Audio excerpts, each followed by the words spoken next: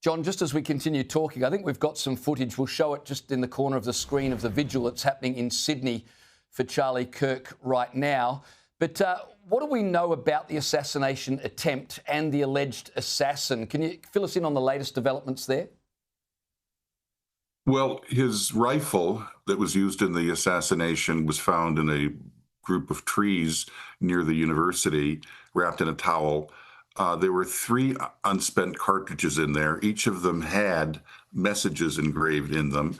They apparently were Antifa and a transphobia messages. I remember that Charlie was killed while he was answering a question about transphobic shooters, ironically enough.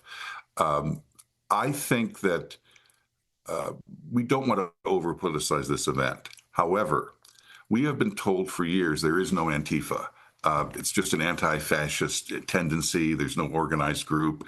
And I'll agree, there's no one you can call the president of Antifa. There's no leadership structure. But Antifa is a group of thuggish, intolerant leftists. And just as the KKK, the Ku Klux Klan, is a danger, so too is Antifa. And Antifa may have been, or at least one of their members or adherents may have been behind this assassination. So we have to take this very seriously. We didn't take it seriously when Portland, Oregon was burning down in 2020 after the George Floyd murders. We didn't take Antifa seriously when they were disrupting cities all over the country. We now have to take Antifa seriously. You'd imagine Trump would be beefing up his own security in the wake of the Charlie Kirk assassination. Obviously, there's been a couple of attempts on Trump's life, but his concerns were elsewhere. Have a listen. Are you concerned for your own safety? Not really. I'm really concerned for our country.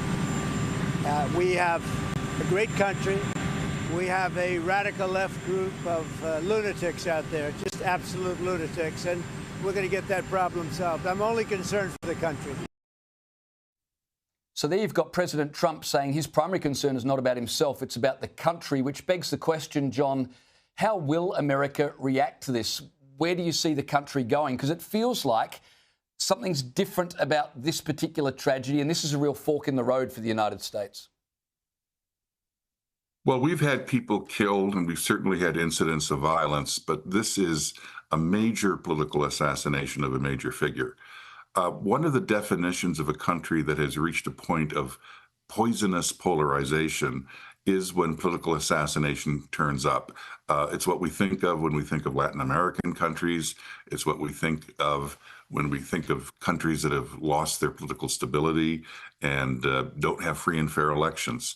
America does still have a political civic culture that's very strong. However, this is a warning bell in the night. This is the wake-up call that we have to have a serious national conversation about how we can all get along, how we can have political differences, but not personalize them, and certainly not to the point of violence.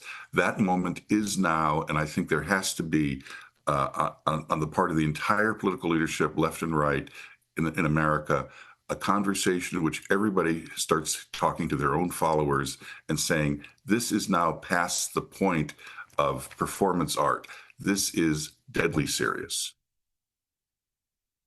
Yeah, absolutely. John Fund, it's a delight to speak to you. I wish we were speaking on better terms, but I really appreciate you joining me this evening. Thanks so much.